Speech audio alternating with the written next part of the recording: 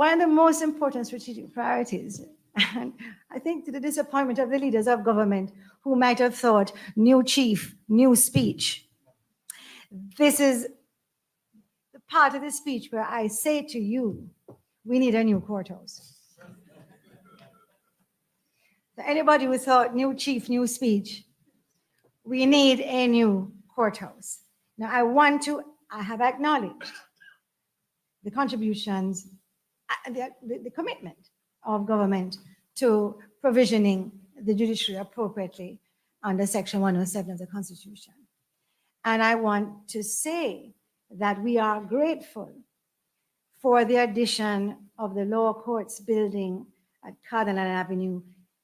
If anybody calls it Scotia Bank, they're going to have to deal with me. The addition of the law courts building at Cardinal Avenue to the court campus, as I call it, because it brings the number of courthouses to 3. Thank you. It is still not enough to meet our needs. I will not bore you with the technical details that make retrofitting an old bank into a contemporary court. It's not just expensive. It is that the structural design of the building makes it almost impossible. In addition, through your generous support, the administrative support that this court has we have an entire finance department, we have an entire IT department, we have a facilities manager and a team, we have an entire team of auxiliary officers.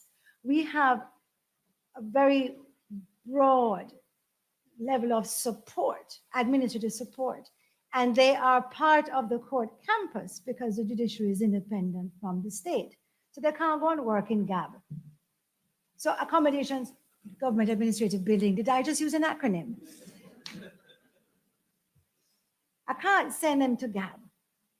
They must remain on the court campus to preserve the independence of the judiciary, to ensure that that information does not leak out of the courts and judiciary to people who shouldn't have it. Not that you shouldn't have it, but there's an important distance to be kept. So that means having to provide administrative space. So we are competing in the one building for adequate space for IT specialists, a finance team, which numbers 10 or 12, HR, and courts. So even if we didn't have the structural difficulties we do have because it's a bank. You know, think of a teller's hall. There's a big space in the middle, and then all the offices around, because you're going to the wide hall.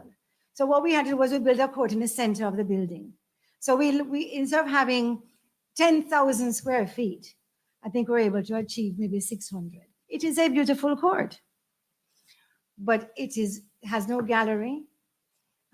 Court 8 or 9, one of them only has 1 row for counsel.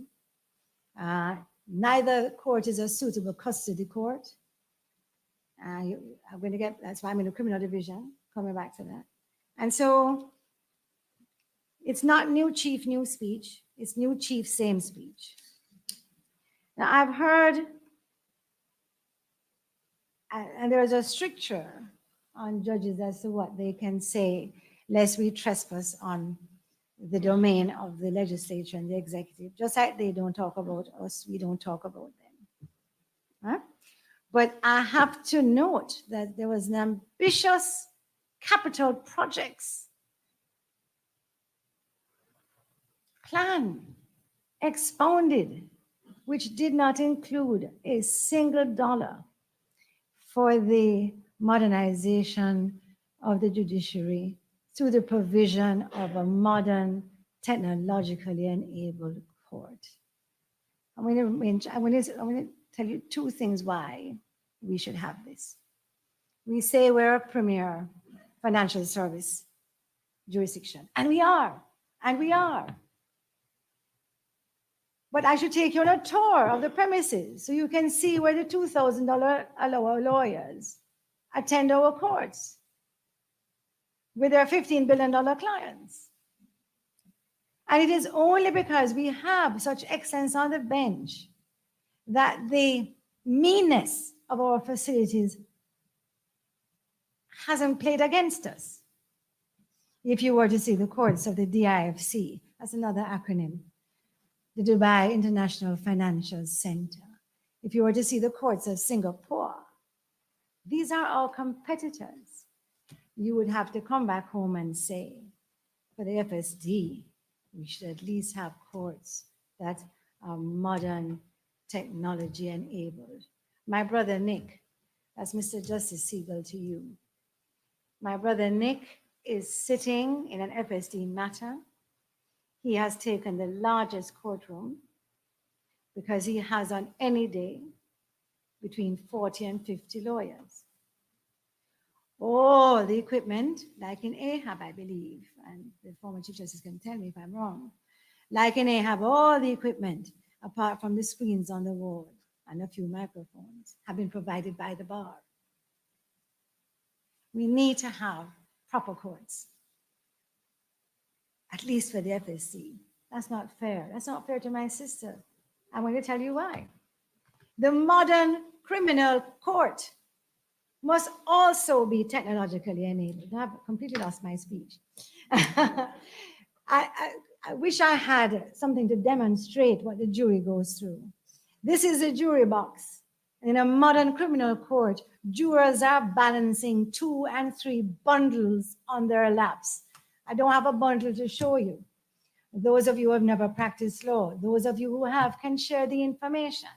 But can you imagine the jurors sitting in the witness box, balancing bundles on their legs, trying to follow a complex fraud trial, or worse, a murder trial where the crown is relying on telephone records.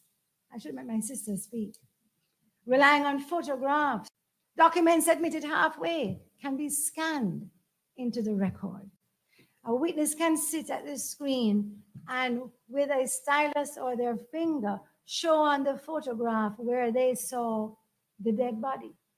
And all the jurors in real time will see what the witness has pointed out. This is not science fiction. I should ask Mr. Justice St. John Stevens how long case lines has been around. At least a decade. We cannot introduce any more innovation in terms of software and technology because these courts are almost impossible to retrofit. Where would I put a monitor for these jurors? Imagine these are jurors. The jurors love to take notes. Let me tell you something about Cayman jurors. They take notes of everything. In fact, the last case I did, whenever I misstated the evidence, they corrected me. If I call a witness by the wrong name, they provided the right one. I was more tired than them at the end of the 12 weeks. They need a tabletop. I'm going to tell you they were still going to have bundles. I know Mrs. Justice Stevens will say no, they won't. But I'm telling you that we have to prepare for the fact that even if we had screens, they might need a bundle. They might have a bundle. I cannot retrofit this jury box. I need a new courtroom. I cannot put this in Cardinal Avenue. We have tried. I'm happy to take you on a tour. We had a meeting. I'm really off script now. We had a meeting of the bench and bar, criminal court users. And I got a wish list from the members of the bar present and gave wish lists from the bench to the bar as well. I think Mr. Tunner was action to do something and various Mr. Barton was action to do other things. But one of the things the bar challenged me to do was to provide witness care rooms. Witness care rooms are essential in a modern judiciary. Let me see if I can find an explanation for a witness care room. It is where you keep vulnerable witnesses until they're ready to give evidence. The Crown also asks for witness care rooms, although one might not have thought that the Crown's witnesses were, not the Crown, The defense asked for witness care rooms as well. You might have thought the defense witnesses were vulnerable, but there you have it. I remember the old days. I came here in 1998. We used to watch the victim and aggressor face off each other in the public foyer. Fathers want to fight for their daughter's honor in the public foyer. People coming into court, having a dispute and catching fight in the foyer. This is 2023. We need to provide appropriate facilities for witnesses. Now, having been told by the criminal bar what they needed, the court leadership and I did a recce, that's Australian for reconnaissance. So we did a recce of the courts. And you know what the first thing we discovered? Was that the jury room does not hold 12 people at a table. Let me explain the significance of that. Murder trials are tried by 12 people. Complex fraud trials are also tried by 12 jurors. They deliberate together in the jury room.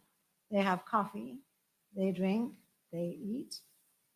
The jury room can only accommodate 8 persons at a round table. I know, I share your surprise, Mr. Barton, because I've worked here from 1998 and I never knew that myself either. Not until we had that criminal users meeting. The outside of the jury room is a slate wall, like the one behind you. It's not an easy fix to turn a room for 8 into a room for 12. But we are working on it, and we're committed. They're also dilapidated. These are persons who give freely of their time to the court. Yeah, whatever stipend they get, trust me, they're volunteers. To achieve witness care rooms, I have to displace the court reporters. Where are they going to go? The court reporters report in these courts. They can't be too far away. Should I hire them premises down the road? Should I send them across the Cardinal Avenue? How much can this building achieve? My sister was having a great deal of difficulty setting two criminal trials for trial in the same period because she could only list one custody matter in court 1. So she would have to search her list to see if she could find a non-custody matter to put across the street in court 5. That's why Mr. Justice Hon is not using it for a 12-week FSC trial. So I made an executive decision to boot the summary court out of court 2 and put Justice Richards in charge of courts 1 and 2 for the reason that these 2 courtrooms, this court building, is the only proper custody court in the jurisdiction. And my sister is trying persons charged with category A offenses, murder, rape, arson, armed robbery. And so I displaced the summary court, much to Mr. Folzat's chagrin, so that my sister could do the people's business when it came to trying those very, very important cases. So that displaced the lawyers, because I made it new. The new jury room was the old robing room. It also can't fit 12 people. So the lawyers said, well, what about us? So I had to come the next morning. It was Mr. Jonathan Hughes. What about us? Where am I putting my robes? And I came to court the very next day, and in 5 minutes, we had set up the old library as a robing room. It's very comfortable. I think the lawyers like it. Don't nod at me, because the problem with it is that the lawyers are now in what you might call the sanctum sanctorum of the judges, because anything behind here is really where the judges would like to be their own sterile space. So it's comfortable. We're not taking it from you today because we have nothing else to give you. But you can see how unsuitable it is that we've had to make do.